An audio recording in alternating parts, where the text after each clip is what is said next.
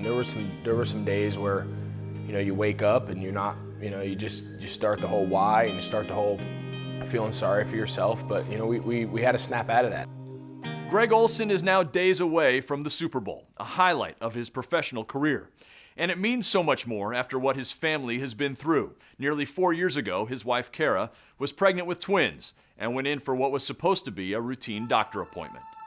And they said, baby A, they called TJ the boy, we think something looks off with his heart.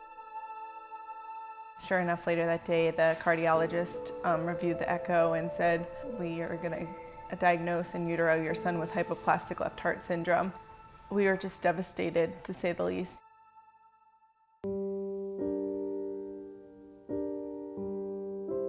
Hypoplastic left heart syndrome basically means that the left side of your heart isn't going to be big enough to do the work. Your heart has two sides, a left side and a right side. The right side is supposed to pump blood to your lungs. The left side is supposed to pump the blood that comes back from the right side out to your entire body. In football, Greg Olsen feels like he can conquer any challenge. But this time, he felt like he'd been run over by a linebacker. There was nothing I could do here. This was something that was out of our control.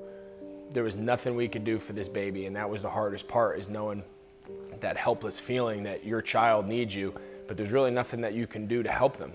Now, fast forward back to 2016. After several heart surgeries, TJ Olsen is your typical 3-year-old, aside from a big scar on his chest, and the Olsens have started a foundation offering financial support for other parents of babies born with congenital heart defects. It was probably one of the greater moments Kara and I and our family has had. To stand up there and provide this service and this program for the community of Charlotte and for this hospital, which has given us so much. It's given us our son. It's given us, the hope of having a normal life for him. What if we can just provide this care to everybody and they never see a bill? They don't have to worry about who's paying. The insurance companies are always hard to deal with. If you need it, we'll provide it. When Greg and Kara got this idea about the possibility of making kids' outcomes better, they really seized on that. And Greg is really, if you know Greg gets an idea, Greg goes with it, and he puts everything he has into it. That's probably why he's playing in the NFL. But they are very passionate about this, and they've definitely run with it, and they're a huge part of our program.